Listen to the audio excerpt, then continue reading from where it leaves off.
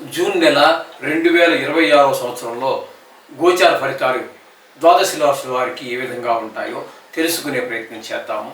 మకర రాశి వారికి జూన్ నెల 2026 సంవత్సరంలో గోచార ఫలితాలు ఏ విధంగా ఉన్నాయో తెలుసుకునే ప్రయత్నం చేద్దాము. మకర రాశి వారికి ద్వితీయ స్థానంలో రాహుగ్రహ సంచారము, ఇది మంచిది కాదు. ధనానికి లోటు కలిగిస్తుంది. మాటలో కఠినత్వం పెరుగుతుంది. తద్వారా మిత్రులు కూడా శత్రువులు అయ్యే అవకాశం ఉంటుంది, లేదా కొత్త శత్రువులు కూడా పుట్టుకొచ్చేటటువంటి అవకాశం ఉంటుంది. కుటుంబంలో కూడా ఏ విధమైనటువంటి ఆహ్లాద పరిస్థితులు ఉండవు. నేత్ర వ్యాధులు ఉన్నటువంటి వారికి మరింత ప్రకోపించేటటువంటి ఈ అవకాశం కూడా ఉంది. ఈ విధమైన ఫలితాలన్నీ కూడా ద్వితీయ స్థానంలో రాహుగ్రహ సంచారంలో జరుగుతూ ఉంటుంది.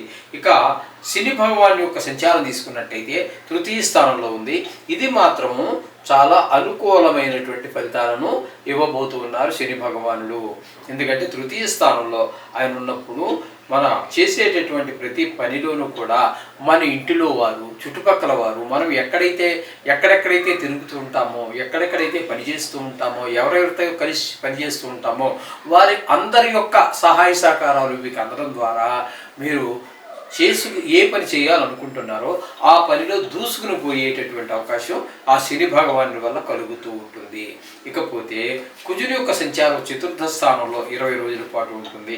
అక్కడ అంత అనుకూలమైనటువంటి ఫలితాలు ఉండవు. తదుపరి 10 రోజులు 5వ స్థానంలో ఉన్నటువంటి 10 రోజులు కూడా సంతానం మీద, చదువు విషయంలోనూ ఇబ్బందులు, చెడు స్నేహాల్లోనూ ఇబ్బంది పెడుతూ ఉంటే, చతుర్థ స్థానంలో ఉన్నప్పుడు తల్లిగారు విద్య విషయంలోనూ, అలాగే భూమి, గృహము, వాహనము ఇత్యాది విషయాల్లోనూ ఇబ్బంది పెడుతూ ఉంటాడు. అంటే కుజుడు పూర్తిగా మనకి ప్రతికూలుడే అనే విషయాన్ని మీరు గుర్తించాలి. అలాగే రాహు కూడా పూర్తిగా అనుకూలని మొదటే చెప్పుకున్నాం కదా, అది కూడా గుర్తించండి. ఇక రవిని కనుక మనం తీసుకున్నట్టయితే పంచమ, షష్టమ స్థానాల్లో, పంచమ స్థానంలో 15 రోజులు, అలాగే షష్టమ స్థానంలో ఒక 15 రోజులు సంచారం చేస్తూ ఉన్నారు. అది ఈ షష్టమ స్థానంలో సంచారం చేసే కాలంలో ఆయన మనకి శుభప్రదమైనటువంటి ఫలితాలను ఇస్తారు. ఆయన కూడా ఆరోగ్యం బాగుండేలాగా, అప్పులుంటే తీర్చేసే విధంగాను, అప్పు కోసం మనమే ప్రయత్నిస్తే అప్పు పుట్టేటటువంటి విధంగాను ఆయన మనకి సహాయ సహకారాలు అందిస్తూ ఉంటారు. చతుర్థంలో ఉన్నప్పుడు మాత్రం మన ఈ రియల్ ఎస్టేట్కి సంబంధించిన వారికి, అట్లాంటి వారికి అందరికీ కూడా కొన్ని అనుకూలమైన కాలంగా కనిపించదు. అలాగే పిల్లలకి విద్య విషయంలో కూడా కొంత ఇబ్బందిని కలిగించేటటువంటి విషయం ఉంటుంది. గాయాలు అయ్యే అవకాశం ఉంటుంది. ఈ విధమైన ఫలితాలన్నీ కలిగిస్తూ ఉంటారు వారు. ఇకపోతే గురువుని తీసుకున్నట్టయితే 6వ స్థానంలో గురువు ఒకరోజు ఉంటారు. ఆ ఒకరోజు పక్కన పెట్టినట్టయితే ఈ మిగతా 7వ స్థానంలో 29 రోజుల పాటు మనకి ఈ సప్తమ స్థానంలో గురువు అనేటటువంటి చాలా శుభపరిణామాలు. వివాహం కానిటువంటి వారికి వివాహం అయ్యేటటువంటి అవకాశము, అలాగే భాగస్వామ్యంలో ఉన్నటువంటి వారికి వీరికి మంచి ఏకాభిప్రాయం ఏర్పడటము, అలాగే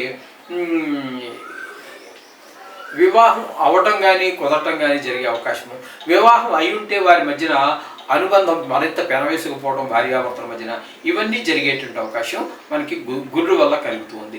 ఇకపోతే శుక్రుని వల్ల తీసుకున్నట్టయితే శుక్రుడు 6వ స్థానంలోను 7వ స్థానంలోనూ సంచారం చేస్తున్నారు.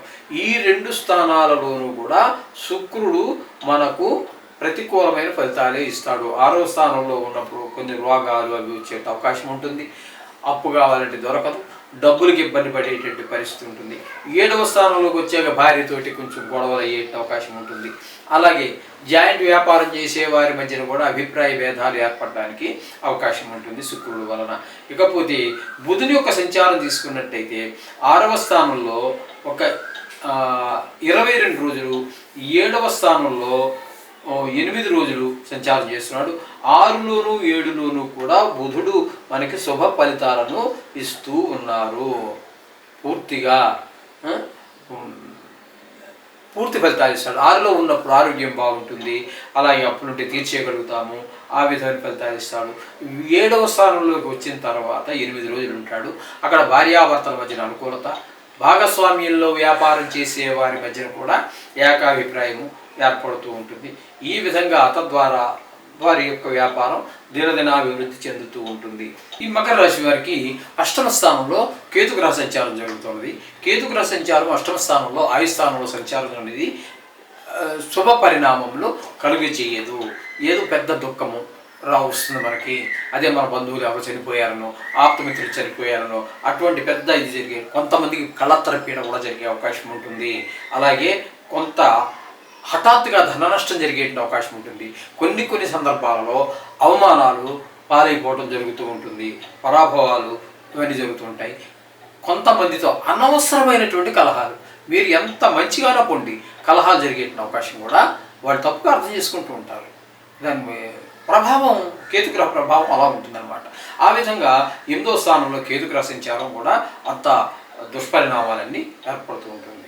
అందుచేత ఈ విధమైన ఫలితాలన్నీ కూడా మనం ఈ మకర రాశి వారికి చెప్పుకోవాలి. ముఖ్యంగా వీరికి కుజుడు, రాహువు, శుక్రుడు, అలాగే కేతువు కూడా బాగలేరండి.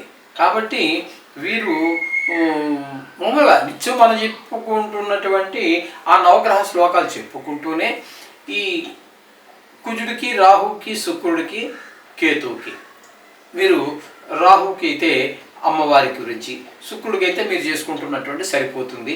ఈ కేతువుకి మాత్రం గణపతికి సంబంధించినటువంటిది, రాహుకేమో అమ్మవారికి సంబంధించినటువంటిది, దీనికేమో కేతువుకి గణపతికి సంబంధించినటువంటిది చేసుకుంటే, అలాగే తృతీయంలో శని యోగకారకుడు ఏమిటి ఆయనకి అవసరం లేదు. మిగతావన్నీ ఒక నెలలో జరిగిపోయేటటువంటివి. ఇవి ఇలా మనం ముఖ్యంగా మనం రాహు, కేతువులు, శని గురించి ఎందుకు చెప్పుకుంటున్నామంటే అవి ఒక నెలలో అటు ఇటు జరిగేవి కాదు. రాహుకేతువులు అయితే సంవత్సరానికి కానీ ఒక రాశి నుంచి ఒక రాశికి సంచారం చేయవు. అలాగే శని అయితే 2.5 సంవత్సరాల పాటు చేయదు. కాబట్టి అటువంటి ప్రధానమైనటువంటి గ్రహాలు, గురువు కూడా కొన్ని సందర్భాల్లో మనం చెప్పుకుంటూనే ఉన్నాం. కారణం ఏంటంటే గురువు కూడా సంవత్సరం పాటు ఒక రాశిలో సంచారం చేస్తూ ఉంటాడు. కాబట్టి అందుచేత ముఖ్యమైన వాటికి మనం చెప్తున్నాము. మామూలుగా చేసేవాటి అన్నిటికీ కూడా మీరు నిత్యము చదువుకునేటటువంటి నవగ్రహ శ్లోకాలు సరిపోతాయి. అందుచేత ఆ విధంగా చేసుకోండి. సర్వశుభాలు పొందండి. శుభం భూయాత్.